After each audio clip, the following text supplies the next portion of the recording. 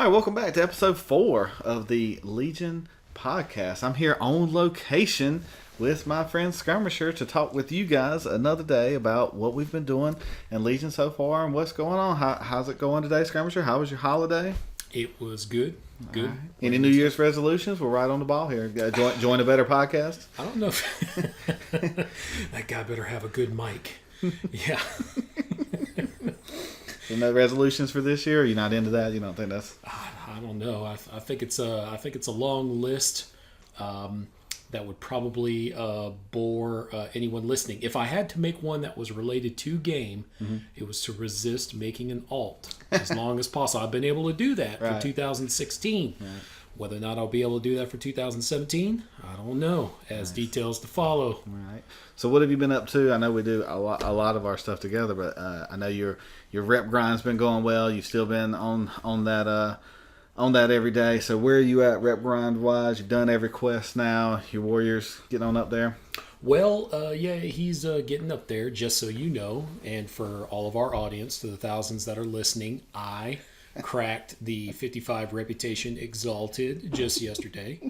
So also that was a guild achievement. Right. So you're welcome. Thank you. Because I got that achievement for the guild. So yes, those 55, you're welcome. So, but besides that, just grinding out all the regular quests. Yeah, it's mostly been reputation grinds. That's mostly kind of to get the mounts, and whatever. How many mounts are you up to?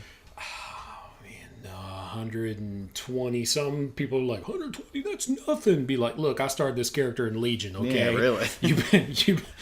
I got like 11, almost 12,000 achievement points on just this one tune. And I just started when Legion started up. Just a couple months. So that's a race. Let's have a race. Yeah, let's race. It's about quality, not time spent. It's about I wasn't even trying to knock those out, but that's what I've been doing.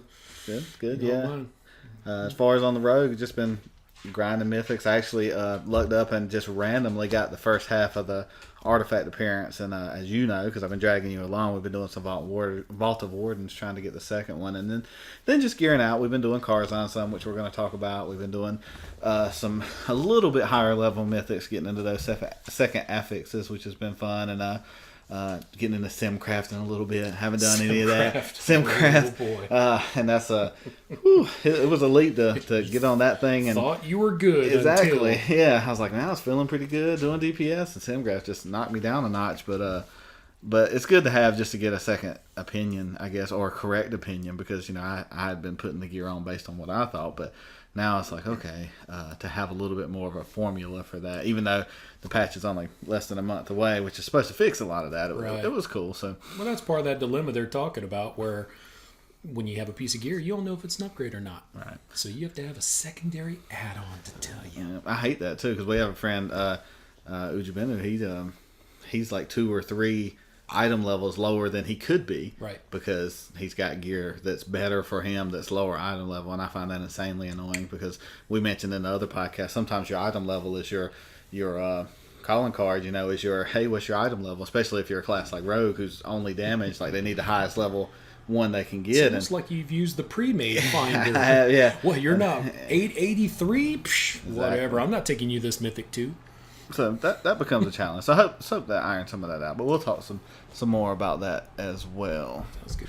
All right, our first topic for today that we're going to jump into is Karzhan. It's the raid that we've been doing. I really like that we can do a 5-man raid in this expansion. We've always been on the edge of having a full group. Back in the old Karzhan days, we had 4 people that would show up when we needed 25, and then when we had 10, we always seemed to have 9. But just that 5 group, we seem to be able to round that out pretty well. And for anybody that doesn't, know anything about our characters, my close friend Ujibeno and I, this is when we really jumped into World of Warcraft, and Skirmisher, you were there then, and we started right before Burning Crusade. We really hit our stride in the middle of Burning Crusade, and then that 10-man was probably where we spent the most time. Oh yeah. We didn't really get too much further past that either. We all sort of branched out later. But the one cool thing about Karzhan to me is the last podcast to getting the band back together. That's when the band originally got together. Right. The people I knew then are the people I play with now, and that's years and years later. And I think that's one of the best things about MMOs, that you can actually, I call them friends I've never met. Right. You know, I've got people that live in Michigan. I have a friend that I exchanged Christmas presents with for years and stuff, and you know, never met them in real life, never shook their hand, but I was very, very close to them. And Carzon was the place where we really had a lot of fun. It really had an appreciable aesthetic. I know you talk a lot about Shadowfang Keep as your favorite one, that aesthetic, the Castlevania feel. You know, Carzon was like that. Mall Souls is like that now. Right. You know, something that's got just a really nice feeling to it. And Carzon was a story. The place was alive. There was a lot going on. There was a lot of challenges. There was a lot of variety. And it was hard because back then, for the people who were just starting in Legion, you know, you went into raids with blues. Right. Like, you had blues on. And when Huntsman dropped that first purple glove or something, it was like, wow. You know, we always used a Professor Plum joke, and because that was much larger scale then. So Carzon, we've been finishing that. Not quite the Nightbane yet, but we do clear it all out. And so what do you think about not only just Carzon now, but the back and forth between old Carzon, because this is up on the ceiling. You know, a lot of this is Carzon flipped upside down. Yeah, it's Symphony of the Night. Yeah, exactly. For anyone who gets that joke. Yeah, and the best Castlevania ever. Look it up. Yeah. So what do you think about that in contrast to the old one? Is this one harder? Is this one easier? Is it better that it's 5-man? Is the rehashing, like, 'cause you just fight Morose again? Is that good or bad? What do you think about this? I think they maintain the challenge level at a good setting initially when you go in there. Now, some people have already done like Emerald Nightmare. They got gear that's probably way better than what they're going to get out of there, and they're just going through there for Nightbane runs to farm mounts or whatever, or just to see it. With us, with our gear level and where we are in Mythic Progression, I think it hits kind of a nice sweet spot for the amount of time that we invest in it now, you know, now that we've learned the fights and getting through them and clearing it out to hit that little nostalgia button, because I think it was a good rework. I really enjoyed Carzon. It was my favorite raid of Burning Crusade. I did them all.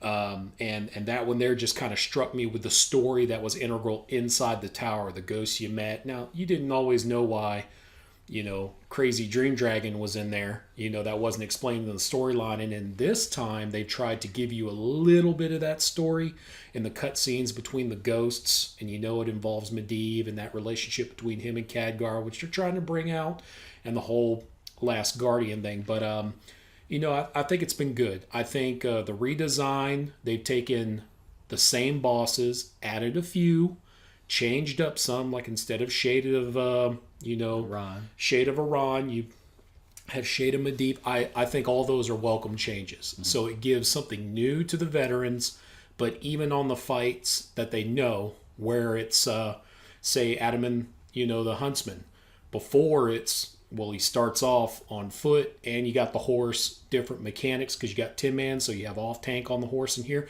and it's, oh no, he starts on the horse, and then he jumps off of it. So it's the exact opposite. I love how they did that. Mm-hmm. So I think they've been really creative. Other than like Maiden, which God bless her, there's only so much you can do with her because she's in that room. I think it's been good, and I've really, really enjoyed it. Minus chess.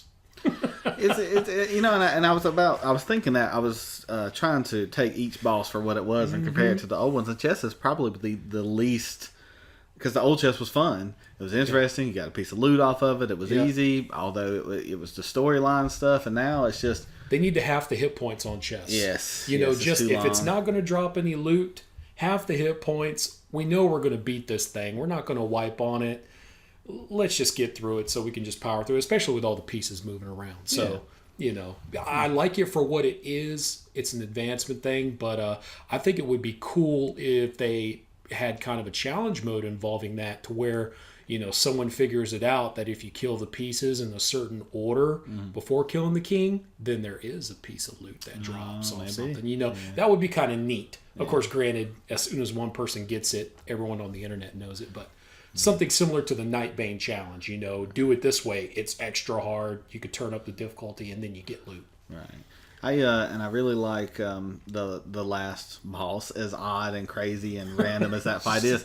I mean, Star Destroyer. Yeah, exactly. The Holder Eye. It's like, what could we do to, you know, Prince Malhazar was a very random fight a lot of the times. You had a set way you could do it, but just a bad elemental, and you know, Inferno comes down. Inferno, yes. Yeah. And this fight is sort of like that too, whereas you're fighting him, everything's going good, and then it can just go haywire in a second. And Right. flying, I always joke with the Demon Hunter class hall thing. You fly a spaceship at the end of the anybody that's done the Demon Hunter thing. Right. They say, well, fly the Fellhammer, and you're like, well, I usually fight with these swords. I fly the spaceship. I don't really know how to fly the spaceship.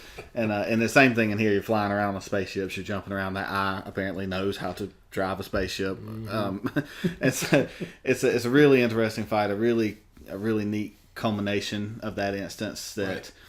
You need that randomness in there because that juxtaposes with Prince Malhazar very well, and as whereas some of the other fights are just like you said, Shade and Medivh, Shade and Morose is just Morose. Right. It's almost exactly the same. Oh yeah, it is. And Huntsman, while it's different, it's in the same room. It's the same looking thing. So I'm glad they did that. I'm glad they got outside the box a little bit. I look forward to trying to get the Nightbane. I think we're on the edge of trying some of those runs where we'll really buckle in one night and say, let's try it. Right. Because right now we're not wiping tons of times on those bosses. You know what happens. Like I said, there's some randomness involved.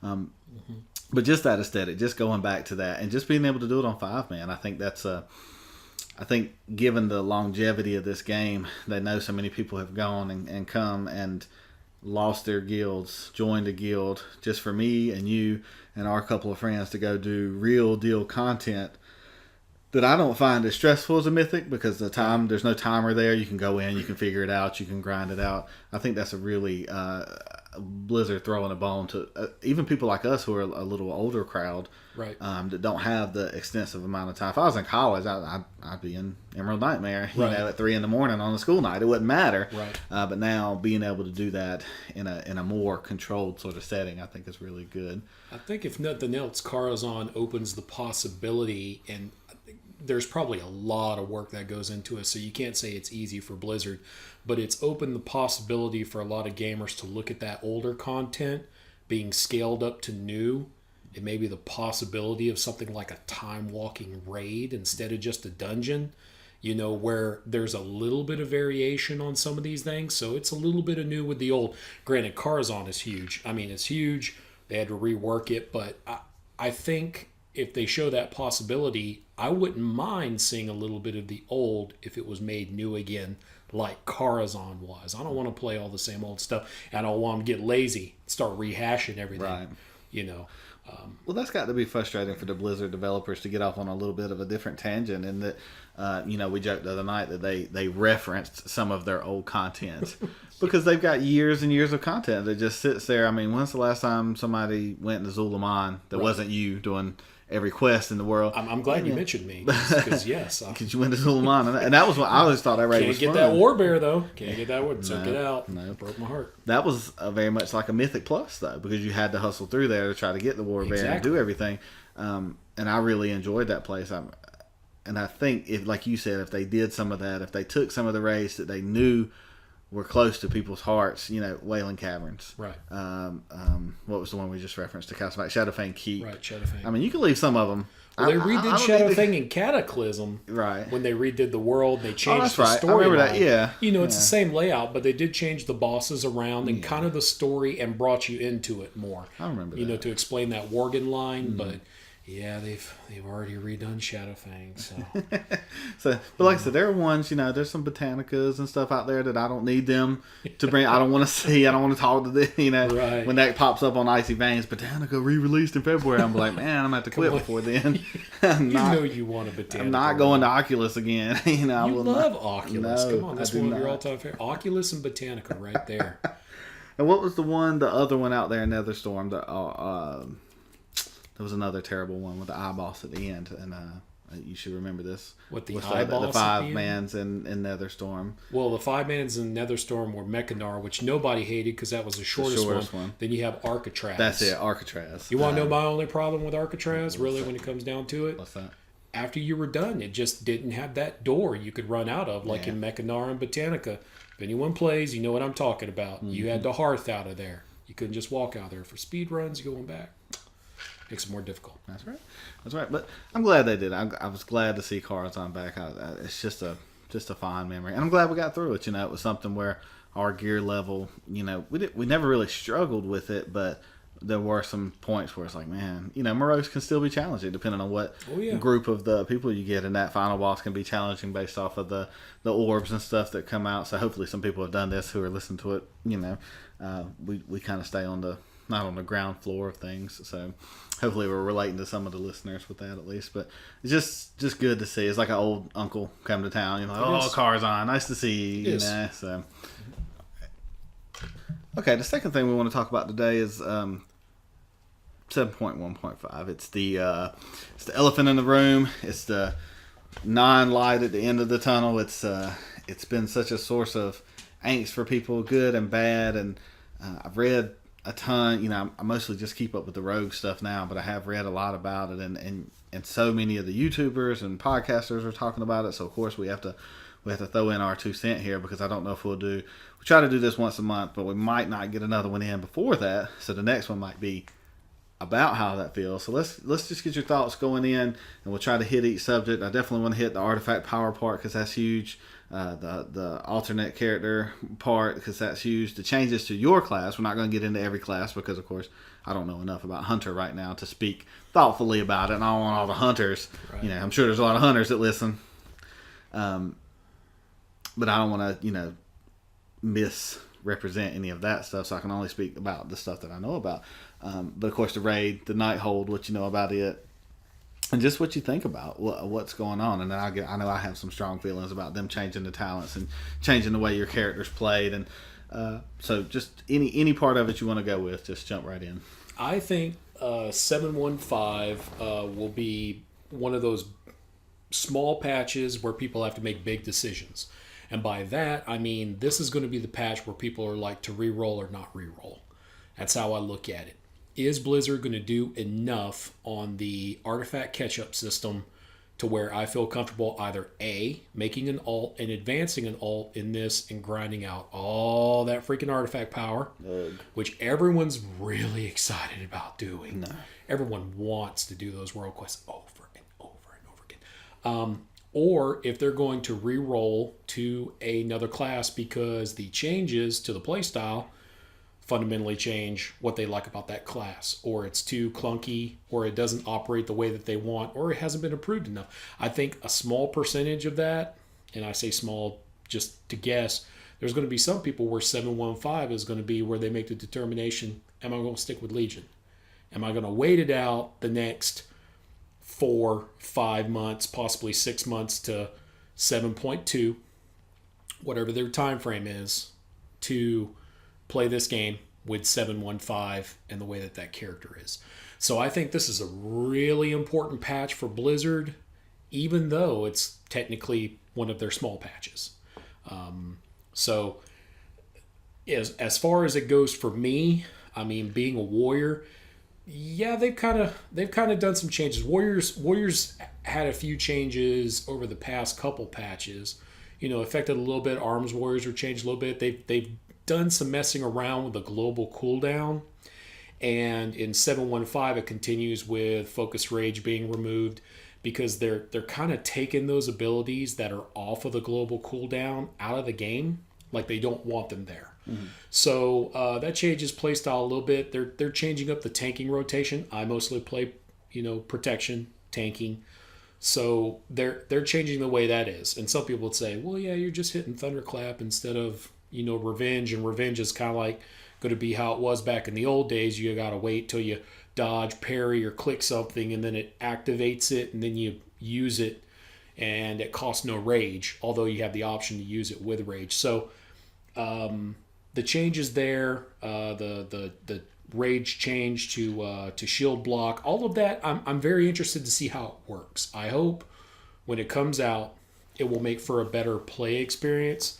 Because right now, usually with Protection Warriors, depending on if you're raiding or 5-manning, you do your shield block and you build up as big of a stack of Ignore Pain in the meantime while you're tanking. So you get that absorb shield that grows and grows and grows. Because as long as you use it before the duration goes down, it adds on to top of your existing Ignore Pain. It's more useful in an off-tank situation when you're about to take over from like a raid boss. But for 5-mans, I don't think it'll make a huge change.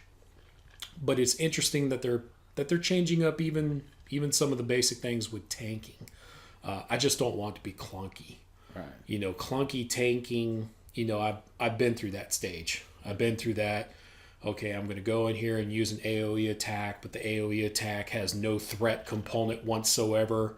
So I have to use that and this in order to get them to run at me. It's less of an issue now in Legion because you have so many area of effect abilities, but changing Revenge like that and replacing with Thunderclap, that is kind of going to change a little bit because right now, used to charging, hitting a couple guys, heroic leaping into another group, thunderclapping, charging the next group, using a Revenge while the other one's on cooldown. So it could slow your roll depending on how much rage you have.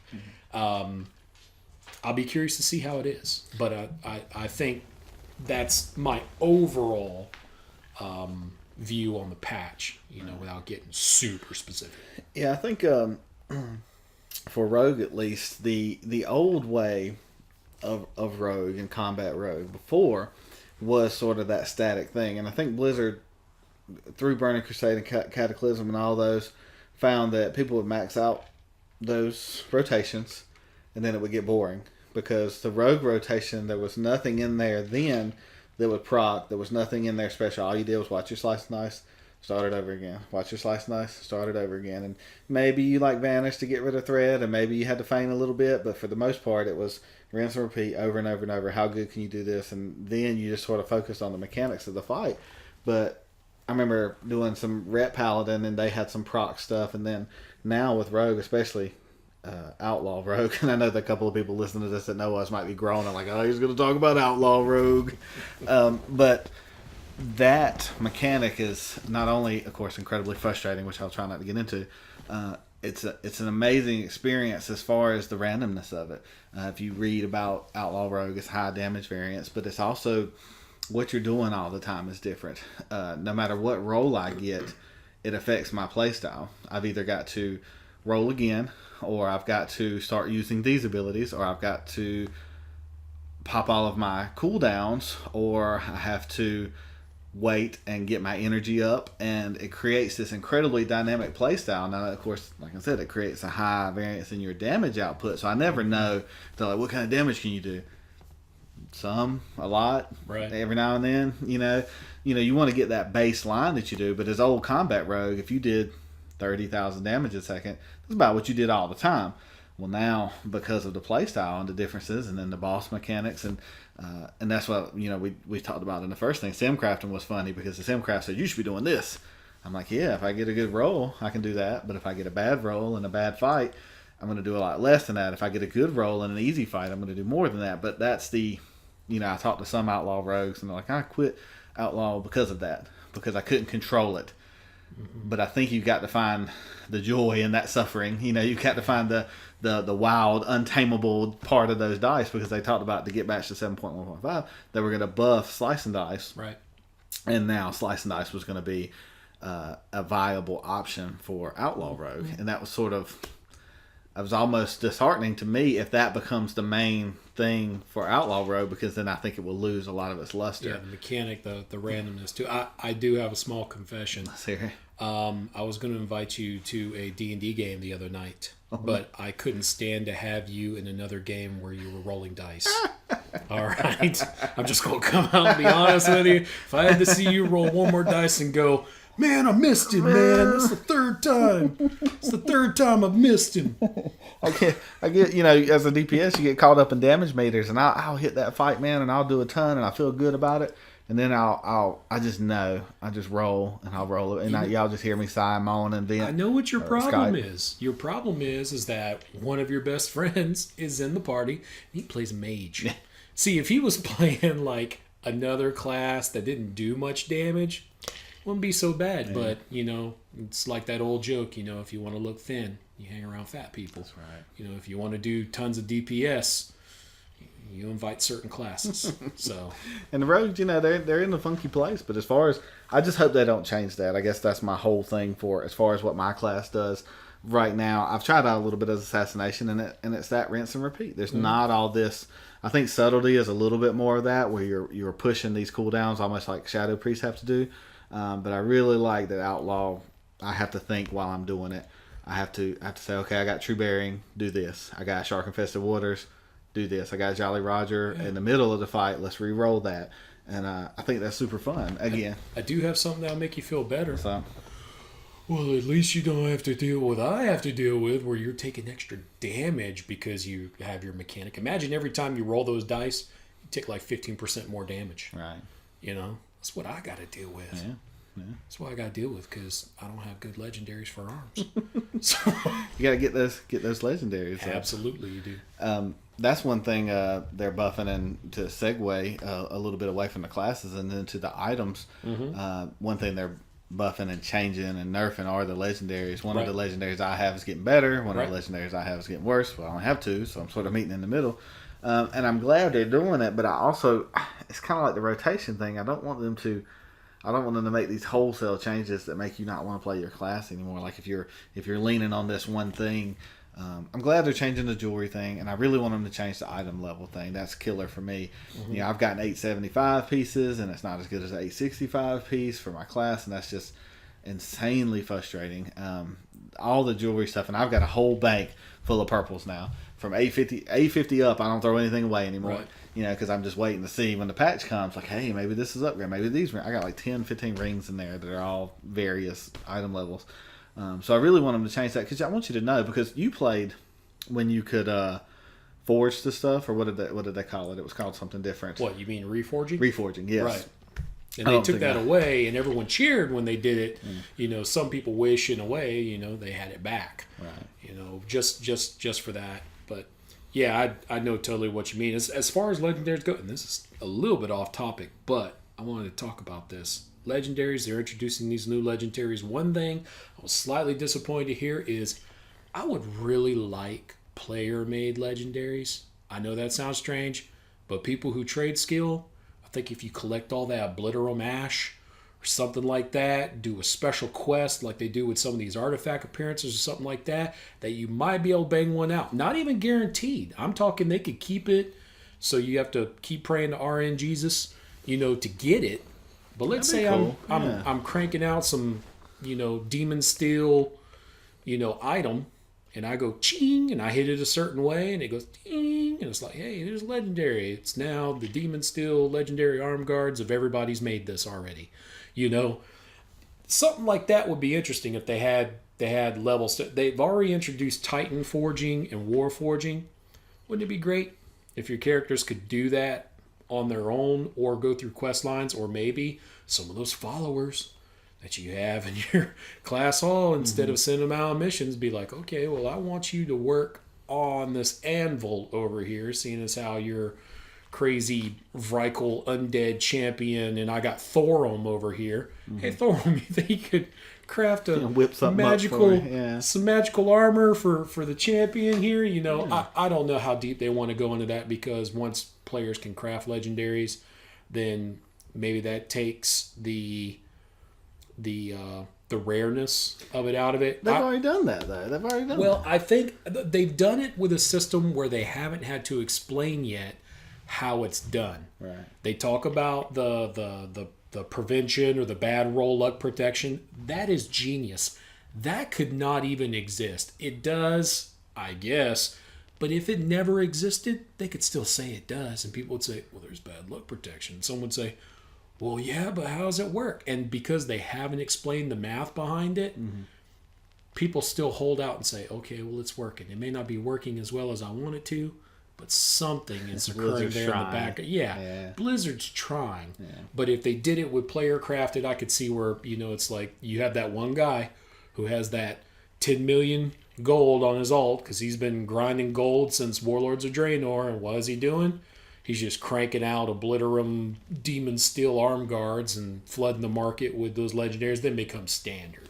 Well, see, that to get to your original point, the first thing you said about it, and again, crazy off topic now, but I think that would be awesome, because Blizzard, they have to find things. I'm sure the guys in Blizzard, they always talk about, you know, you read articles where they either have to take your money or take your time. Right. And so that kind of thing would do a little bit of both. Like if I've built up a lot of money and I had a player crafted legendary I could possibly get, it would, or even like if it was a jewel or just like you said, a chest piece or an arm guard.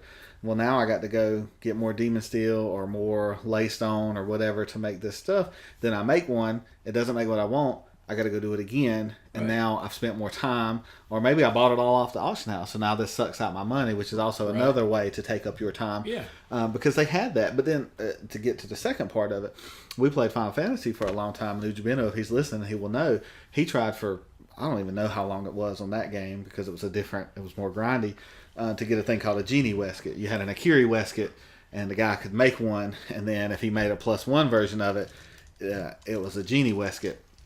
And on the whole server, there were only a couple of them. And I think that should be the legendary thing. I don't even consider my legendaries special pieces because everybody's going to have so many other people have them. It's like Diablo 3. Yeah, they have the exact same ones if you're a rogue.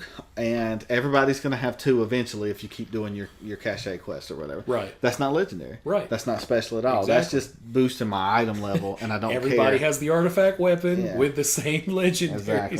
Yeah, it takes away the uniqueness of it. And everybody is commander of all the warriors of Azeroth. I remember on again, to reference Final Fantasy, a game I loved. It took me a year or so, because we were never in a big link shell. Right. I got a black belt, but there were only a handful of people on the server with a black belt. You know, and it took forever to get. And you had to have a big group, and it felt very special. But when I got my Ravenhold ring of the whatever from, I don't even know the name of it. That's how special it is. My rogue, I was like, oh, I got my first legendary. When's that second one coming? Let me keep opening these cache. Right. And then you just hope you get a good one. And it's just insane. Everybody you check is going to have 2. Everybody that raises is going to have 2. And that's just, it's that whole, if everybody's special, nobody's special. It's deal. Like other gear. I mean, they took it from the realm of there's only a handful of these, and not even all classes get them. From the original vanilla WoW, it's kind of like, oh, you have freaking Thunder Fury? Wow. You had to combine multiple 40-man raids, go out, farm the materials and everything. And that was something special. And you didn't see it so often that, when someone linked it, I mean, granted, now every idiot links it 50 times in chat, but when you see that, it's like, wow, that guy has Thunder Fury. And you knew the effort that was put in there. Blizzard's had to make that compromise between the casual and the serious. Yeah. And they've done it from a business point of view because they realize that in this day and age, MMOs, you're not going to have the super millions and millions of people. Granted, they have millions of people playing their game, still the most popular out there. But from a business standpoint, they know that the players, even us, going from young guys to older guys, families and different situations like that, we're not going to be 3 a.m. in the morning, like you said. Hey, man, 3 a.m. in the morning, world boss dragon just spawned. Out here in Dustwood, you gotta hurry up and get here, before the Alliance come or whatever and tag him. Yeah, call everyone else, who's in college and doesn't have a job to go to tomorrow, can skip their first class, that kind of thing. And we're the ones who made their game, though. I mean, exactly. And in one way, it's frustrating because I miss those days, but another way, the bone that they've thrown is directly to me because now I don't have to, I get a couple hours in, a couple nights a week, and I mean, consider how much we used to play, right? And consider how much we play now, and I have a very respectable, we're like all in our 870s and stuff, and I don't even play that much, right? So I guess it's good and bad because you want to see the content, you want to experience the game, but I also want to feel special because when I saw that person, like you said, there's a certain person that saw that Thunder Fury and said, I should get the Thunder Fury. Yeah, but that guy plays like 4 times more than you do. So there's that guy. Oh, yeah. But then, there's like the people like us that are like, I'm giving maximum effort that I can give. Right. But I do want to reap rewards off of that. But I'm not mad at that guy. If he's got that Thunder Fury because he plays all day and he's in high school or college or whatever, hey, more power to him because he's going to get old like us one day. And so you better enjoy it. We always joke, anybody listening to the joke, you should be able to put it on your resume. Oh, yeah. Like when I go to a job interview. I got this Thunder Fury. Oh, well, you're management material then. Wow, I see that you have a persistent goal and you're able to move towards it in order to achieve that goal. Yeah. How long did it take you to get that Thunder Fury? Oh, well, it took me about 4 months. Every week, I gathered 40 people together. And we collected the pieces and built that stretch. Wow, that's amazing that you were able to manage that many people. Yes, yeah, and communicated. Yes, from all over the world, international coalition of raiders. And this is gonna sound stupid, but well, it would sound stupid to my mom, but there are places in Japan and stuff where being a guild leader and running a thing, you can talk to businessmen and people about that kind of stuff, and it's a respected. Because we used to run 50-man raids, like you said, and I had a guy that didn't speak a bit of English, but he was a nasty ninja. He was so good, Right. and he would come to all of our raids and stuff, and I've just used a little talking that the speaking Kind of like the emoticon version of it. And I could have a very simple conversation with him. But even now, like I said, that I will not lie. I believe this wholly. Leading the guild, right, and playing some of these games has made me better at the job I do. And again, my mom would say that's the stupidest thing she's ever heard. She's like, "You play Mario Brothers, so you're good at work." No, it's not like that. But leading people, talking to people, every second's crisis management when you got it's over like being captain of the basketball team or whatever. I mean, granted, like you said, other generation will gasp and go, "You can't even compare it." Sports team versus video game clique getting together on their microphones. Yeah, it's definitely a generational thing where the next generation, millennials, will appreciate it more. They will not have the same dedication, that us Gen Xers sort of background. They're more of that 15 minutes of fame. Is okay sort of thing. Everybody's good at everything, which is not true. But so I'm glad that they're trying, but I think they sort of missed the mark with that a little bit at Blizzard because. I can't turn in my StarCraft record for my job. That's what you're saying. Where there's only so many options for those upgrades, and when you're looking for some of those items that haven't dropped, or once you have them and you're just waiting on the next ones to come, then that's what we talk about when you start coming to the wall. Wow, that's an excellent segue. The last part of this is Blizzard's implementing, to get right back on track, Blizzard's implementing a catch-up mechanic where you can buy 15 levels of your artifact research with order resources. So you can take your main character, you can pay order resources or whatever character. Is it your main character, or does it have to be the alternate character that does it? For some reason, when I read it, I thought it was you the main have character. to. You have to have unlocked level. God, I can't think of. It wasn't much. There's a certain artifact level that you had to have unlocked. I think it. For some reason, I want to say 20. Right. And you're able to buy up to 15. Right. And so then you start a new character. You can buy your artifact research up to 15, and now you're not so far behind because artifact research and artifact power, as you know, and most of the people anybody who's listening to this play is crippling. It's you're beholden to it the whole time because now you've got to make a decision. Like even as a straight DPS class, all three of my specs are DPS. I put a bunch into Outlaw because that's my main PvE spec, but I PvP as Assassination, so I had to get my third gold dragon in that too. Right. And then now Subtlety is like, hey, I'm still back here. You want to play Subtlety? No. No, have no artifact power for you. Cut it out. Stop talking. And so, even if you grind artifact power, so I'm just, we joke about this with Ujibinu too. He's about to get his 5% increase while I'm trying to get to mine. I'm a bubble or two away. But it just... When I look at that, and then I say, man, I got a Paladin. I really enjoyed Paladin. I'd go back and play that. Again, it's no, because I need to get on and grind this artifact power for my rogue.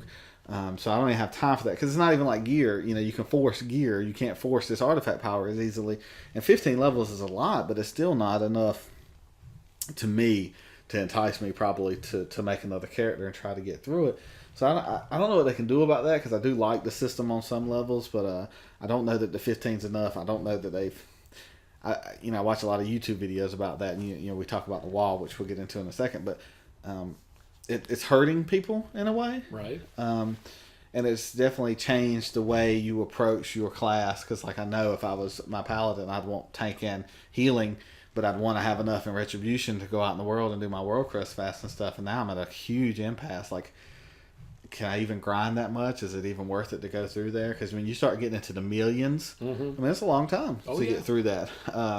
So do you think that's enough, the mechanic? You think the 15's enough? I think they had to start it somewhere, and they had to they had to put it to a point where it wouldn't catch you all the way up with your main character at implementation, but it wouldn't put you so far behind with doing it at 15, when you do those initial quest lines, like if you just buy yourself up to 15 and you do the initial Suramar quest line, all those items that you got where you were like, oh, this is Mac Daddy, it's 1,000 artifact power. Well, when you got that multiplied by 5,400 or whatever it is, it's going to be way bigger, some of those artifact rewards. So the initial artifact power you're going to get from your quest lines going around, not so much in the little zones because you're leveling up in there. But once you get 110, you're going to get a little bit of a boost from that, which is, I understand why they did it that way. It's still going to be slow for the people who want it to be quicker, and that's really what it comes down to. It's not going to be what your main has right now. And I think that they're doing that specifically so that you are more inclined to pick a main versus an alt and progress through the game. It's almost like Blizzard wants you to be on a main during this expansion. But it has killed a lot of alts. Now there are some guys out there who are, I call them crazy. They're not necessarily crazy. They just have some time. It's the same people who farm on 11 characters, their garrisons every day, from Warlords of Draenor still, for materials and sell them on the auction house. Or they do quests on 11 separate guys to get this exploit thing and be like, oh, well, I farm these spots on each of my 11 guys and turn in these quests, and that's how I make my gold. Those people, they're always going to have enough time to grind that out. They don't want to do that on every single character just because the artifact power mechanic requires you to be active in the world. It would be different if every time you killed a bear, you got 20 artifact power. Right. It had built up like XP. Like instead of you getting XP when you reached 110, it was artifact power after that. Mm-hmm. And that way, everything you did in the world, like they said, gives you artifact power. And I kind of thought, oh yeah, well that's going to be how it is. I'm going to do this battleground, and when I kill this guy, instead of getting honor, I'm going to get honor and a little bit of artifact power for every kill I get. Yeah. It's not like that. It should be a tack on for everything. When I go to a world quest for 150 order resources and a couple thousand artifact power, right, and I get this purple chest piece I don't need, but I also get 30,000 artifact power. Maybe it shouldn't be its own separate entity. Like you said, killing the mobs and getting that would be cool. Even like you said, grinding the honor and stuff.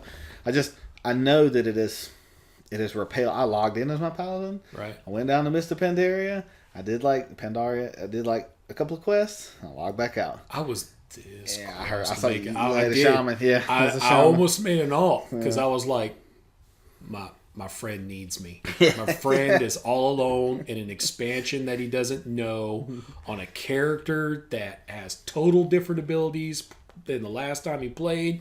He needs my help to guide him through, to get him to 100 so he's back at familiar. I couldn't do it, man. I couldn't do it then. No, you shouldn't. I couldn't do it then. Right. I'm not saying I can't. Like I said, New Year's resolutions, all that. Right. If I do it, right, it will be for my friend. Nice. Okay. You dragged me through so many quests and many things all the Dude, way through Demon Hunter. I contemplate character choices based on what it was kind of like. He's playing Paladin. He's talking about tanking and healing and filling a role. Should I play like an all-in-one? Should I play like a druid? And then that way, every time we do something, be like, oh, you want to tank this time? Well, I'm going to range DPS. Okay, what do you want to do this time? I want to heal? Okay, I'm going to tank. Mm-hmm. All right, what do you want to do? I want a DPS? I want a DPS too. Let's try to find a tank and a healer. Right. Yeah, that would be awesome. Done that yet. Had I known, and I will say this, and I hope people are still listening, because now we're sort of just chatting. Yeah, we're sort of. It's kind of. But random. It's nice. If you're on the way to work and you have a long drive. You probably love it. Yeah, you probably, man, these guys are rocking and rolling. Or if you're putting your kid to sleep, like we talked about, just put this on, turn on the podcast right next to the crib. That kid's out like a light. Hit that subscribe button. It's like a lullaby. And had I known then what I know now, and of course that's an easy thing to say, I probably wouldn't have rolled Rogue. I love Rogue. It's my favorite one. By far. I told you. I played it. You told me. But I didn't have the foresight to say I will be only DPSing. Breaks my heart. Yeah. I didn't know. And I started off as Demon Hunter, then I went back to Rogue, and now I am millions of artifact power in, and I can't go back. You know who I feel like? I feel like, what's his name? Onion Head or whatever.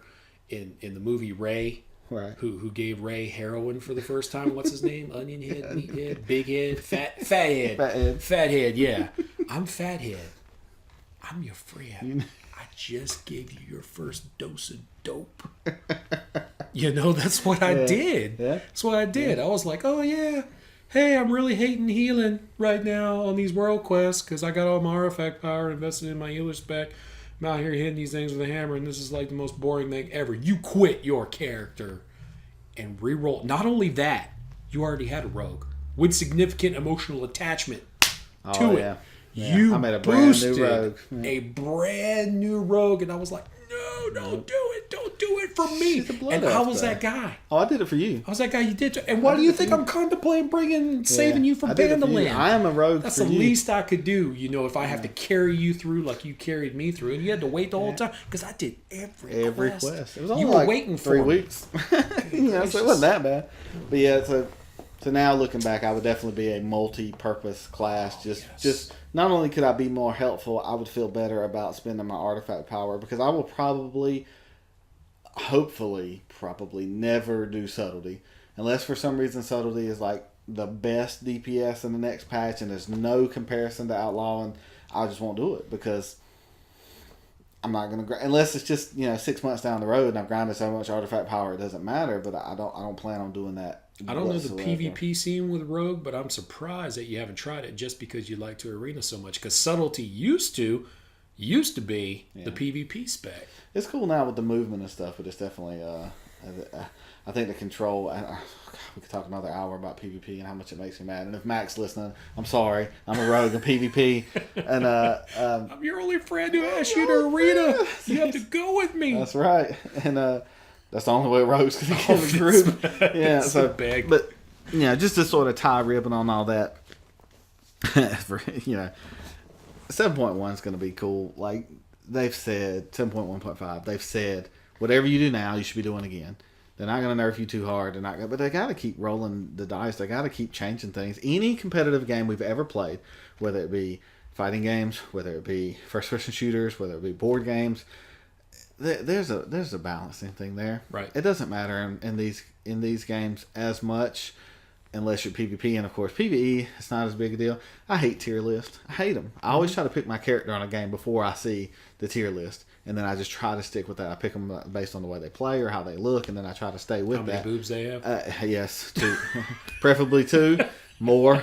We'll talk about it. I meant size, not how many. You need one on the back for dancing, and then other than that, you're good. So, you don't need like in Total Recall. You don't need that going on. You don't need that. You need an extra one somewhere else. Yeah. But just I think they're trying. I think they got to just keep shaking it up, and they've got to keep shaking that ant farm faster. Right. Because it used to be you and I were going to play for a year or 2 years. We were content. Well, the world's not like that anymore. They're going to start playing Clash of Clans and stuff in a minute if you don't shake that ant farm and say, okay, we changed everything, look again. And then another 6 months, a year down the road when everybody is already lethargic to what you're doing faster than they ever have been, you shake it up again. So I just hope it pans out for the people we have. I hope rogues get, a damage buff in PvP is what I would hope. I don't even know that I need one that bad in PvE for what I'm doing, but I would love to do what some of the other classes are doing that cleave and don't have to change their playstyle. So when I look at that, I'm like, I have hopes, but I just, I try to look to it optimistically. They're changing stuff. They're fixing stuff. It's going to breathe some life into a game that we've already started to hit the wall. And all of this, what we're talking about, is hitting the wall. We didn't keep referencing that term, but that's what the term we use for time to make an alternate, time to stop playing, time to start waiting for the next patch. Everybody hits that point where I don't have to do any war quests. I don't have to do any rep quests. I don't have to do any crafting today. I've got to wait till Tuesday to raid, log off. Right. Or you go level and all. And it scares people that the artifact thing has hurt that. So, we're almost to the wall stage. We're another month or 2 easily away from that. We start grinding cards on out and do night raid. Hey, I'm filling it up with doing Mercenaria Sholazar and grinding Exalted Rep with 2 opposing factions. Yeah, factions I don't even know existed. I'm about to go do Insane and Membrane. They don't even have that achievement anymore. I'm just going to grind that rep. You know how hard it is for a warrior to get Ravenhold rep? Yeah. No. He has to make a rogue or have a rogue friend to pick these bucks. That's right. Yeah, pickpocket.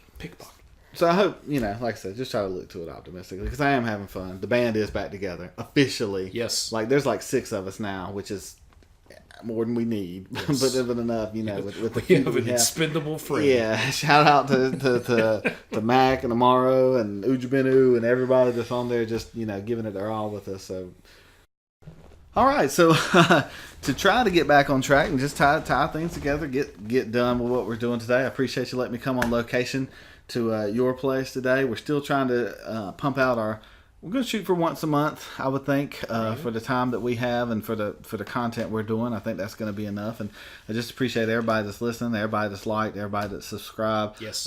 Amazingly enough, there are a few people that I didn't talk into listening to this that listen to it. And, I always see YouTubers like, if I get 1 million subscribers, we're going to have to do something for like 10 or 100. You need a catchphrase or something like that now. Yeah, that 10th. 1 million subscribers. Yeah. Insert sound effect. I need to do those pictures with the red text and stuff for the podcast. It's also simple. Nobody's not catching anybody's eye, but I just appreciate everybody out there that's contributed, the music, the time that people invested. I'm really going to try to put up some screenshots, some stuff. One of my goals is to put a video behind this one day when we're doing an instance so people can actually see us in action. I think that would be kind of cool. But since it's sort of just me and you, it's just me and you. Right. So it's a little tough to have that time. But I just appreciate everybody listening. I appreciate your time. I'm thankful we're able to do this. I guess I get a little nostalgic at the end of the year here. I'm just thankful that we're able to do this, and I hope we're going into the new year being able to continue stuff like this. Sounds good. Sounds good.